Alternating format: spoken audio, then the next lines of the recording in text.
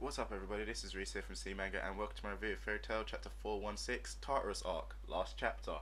So this chapter here was all about closure, everyone had like their nice little wrap ups. But I think the big thing which happened, which we're all probably the most happiest about, has to be, obviously the big debate about Natsu being end is finally been confirmed. Yep, in a nice little final page we obviously get Zeref, he's talking about Natsu trying to finally overtake him and he confirms Natsu's full real name. Etherious Natsu Dragneel. END. End. So that's where end comes from. So that's right.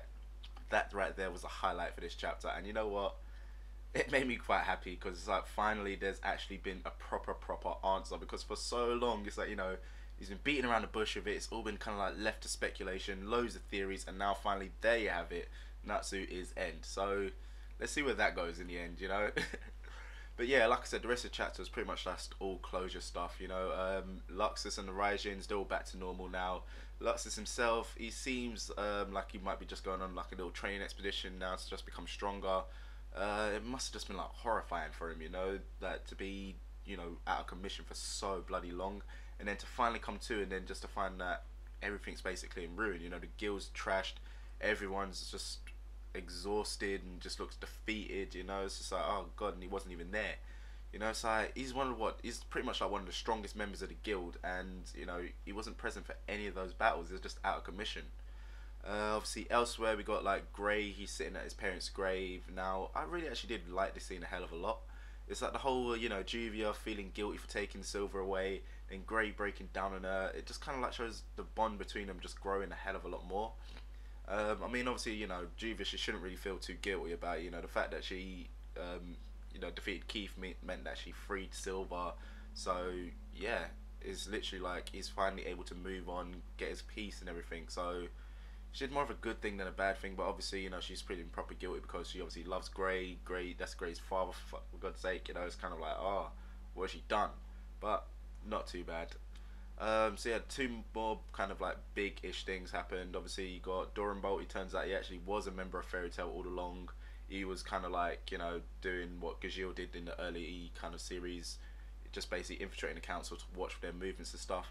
That right there is kind of weird because there's kind of like a bit of a head fuck right there. It's like you're thinking, okay, is Doran Bolt a member? Is he not? Is he? Isn't he? Is he? Isn't he? Just can't remember this guy. So it's kind of like, who the hell is he? But yeah, it's kind of nice to actually get a bit of confirmation of the fact that what he actually is. It's like, oh, he actually was a member of Fairy Tail all along. He just kind of wiped his own memory. Weird. And obviously, the final closure was obviously Urza getting, finally letting go of her past kind of thing. Obviously, she had little flashbacks of her being tortured, like back when she was a kid. And I just really liked in the scene where how the Eurasian Six are all walking along with the cloaks as well, and they were just kind of like, oh, what the hell are these things? I friggin' hate these.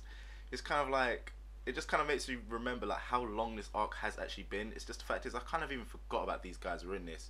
The fact that they'll fight Angela to try and take him out to obviously activate the defenses against face kind of thing. Was that what it was? Yeah, basically they're trying to cut down the people who had the keys. Yeah, you know what I'm talking about. Sorry if I'm jumbling it up.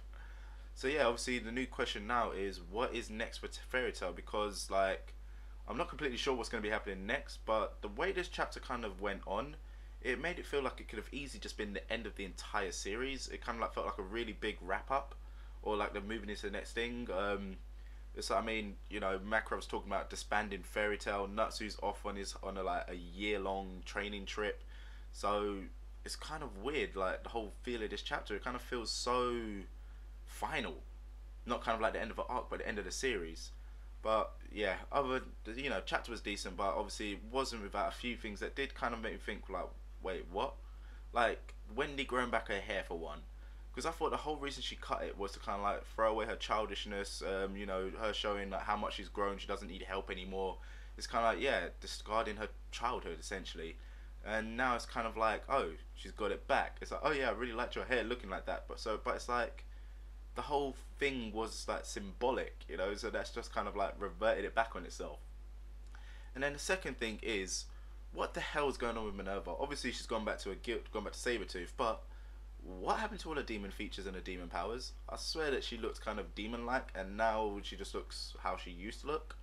It's like, I swear that they changed her DNA, like, they changed her on a friggin' cellular level, so maybe she can turn it on and off. I don't know. It's the same with Grey's Demon Slayer magic. Has he still got it? Is he just turning it off? What the hell is going on there? Really, really strange. But like I said, it was a really nice little wrap up chapter. And also, I'm still not sure what's next. I guess they could do like a whole nother year time skip. You know, Natsu comes back to Fairy Tail and attempts to put the whole guild back together. Obviously, this will lead into the final arc, which I'm guessing is definitely going to be where Natsu finally discovers his origins. Then we get the epic final showdown between Zeref and Natsu.